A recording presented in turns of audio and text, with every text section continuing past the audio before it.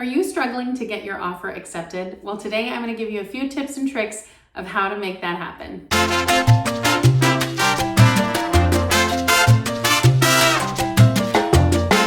Hi everyone, Brittany with Brittany Hannon Real Estate, and today we are talking about how to get your offer accepted. As we know, this is a crazy strong seller's market, and there are multiple offers going up on every single property that we're looking at. And so how do you stand out above the crowd? We're going to talk about just that today. Don't forget to like and subscribe so you get more videos just like this as soon as they come out. Now let's jump in. In a normal market, you as the buyer are going to be submitting offers for maybe right around full price asking. And as long as you have pretty decent terms, you're not asking for a ton of things to be fixed, you're likely to get your offer accepted because yours is really one of maybe 2 or 3 offers. But in this kind of seller's market, we are seeing multiple offers on every single property that comes up on the MLS within days. And so how do you get your offer accepted? It's not just having the highest price anymore. You have to have really strong terms. And what that means is that is above and beyond the asking price. So you want to make yourself stand out by saying you can remove contingencies. Contingencies are you saying, I will buy this house as long as these things happen. And so what the seller wants is for you to remove as many contingencies as possible. But here's the problem. When you start removing contingencies, that takes everything away from your buying power and puts it in the hands of the seller, which is good for the seller, but for you as the buyer, you need to make sure that you're able to come in with a strong position. So one of the ways that you can do this is by removing your appraisal contingency. Now, if you're getting a loan from a lender, then they are going to require an appraisal. And that's because they're only going to give you a loan as long as it appraises for the amount that they're giving you. They want to make sure that they're giving you a loan for the appraised value. They don't want to give you any more money. So a way to get around this is if you're willing to come with cash out of pocket, you're essentially just putting more as a down payment when you remove that appraisal contingency. And in that instance, you're able to remove the appraisal contingency, and that is a strong piece that the sellers are going to be looking for. Another contingency that you can shorten, it's not necessarily recommended that you remove it unless you really know what you're doing, but that would be the inspection contingency. So you want to make sure that you can get an inspector to come in, check out the properties, make sure everything is great,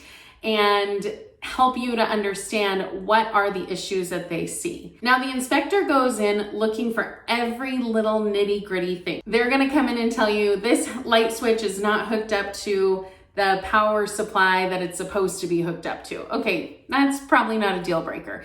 But what we really want them to come in and tell us about are structural issues, damage with the main sewer line, things like that, because at that point, you need to make the determination if you're still willing to take on that extra burden. Because in a market like this, it's very unlikely that you can go back to the seller and renegotiate because houses are being sold as is. And in this strong of a seller's market, you take what you can get. The other contingency that you can shorten is the loan contingency. Because with the loan contingency, you're saying you for sure are going to be approved for funding at a certain point. And so you're able to remove that contingency.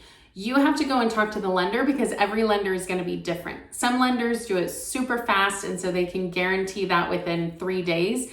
Some need a little bit longer, some need 7 to 14 days. Most of them definitely need to make sure that they can get that appraisal, but that's usually able to be done in about 3 to 7 days. So depending on what you're looking for, you have some different options.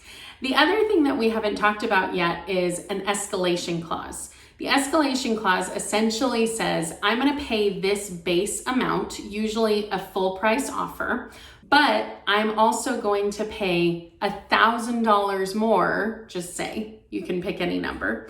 I'm going to pay $1,000 more than the highest offer. Because then you're saying if the highest offer is $20,000 over and we only need to pay $21,000, yeah, we're going to do that. That means you need to know where your line in the sand is. If you love this house and you're willing to put $20,000 extra into it, great. But what if that other person puts $21,000? Would you be willing to let it go for that? If not, then maybe we need to increase it to $25,000. Are you willing to do that? If so, then maybe we need to increase it. Do you see what we're doing here? We're always wanting to make sure that we're getting to that next price to say, what actually is our line in the sand? Because we want to know at that point, I'm not willing to spend that price on this house. One thing that I know that is hard for buyers right now is that we're really not looking at comps as much. Comps are what homes in the area have sold for.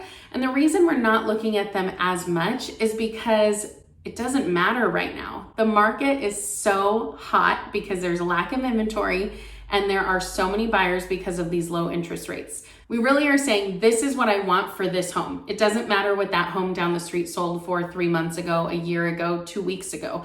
This is what I want to pay for this home.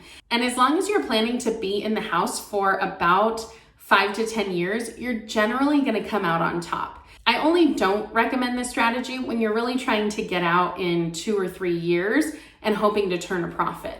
At that point, we really don't know what the market is going to do. Everything is so volatile right now. We don't know what the next step is going to be. And so you really need to be able to get in, buckle up, and be able to ride it for the long haul. If you're willing to do that, it doesn't matter what the other house is comped for. You want to say, this is the price that I'm willing to pay for this house right now. And the final piece of this puzzle is to make sure you have a letter describing your family, a letter talking about who you are and what you hope to do with this home.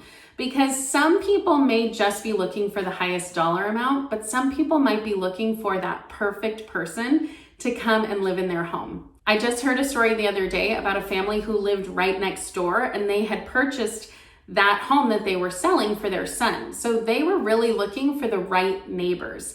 They were not looking for the highest price. They didn't care about that. They wanted to make sure that they were getting the best people to move in. So you always want to make sure that you have a letter that clearly communicates who you are and the best things about you. So that's it for this video. I hope it helped. Thanks so much for watching as always. Comment down below to let me know what else you've tried to get your deal done. Don't forget to like and subscribe to get more videos just like this as soon as they come out.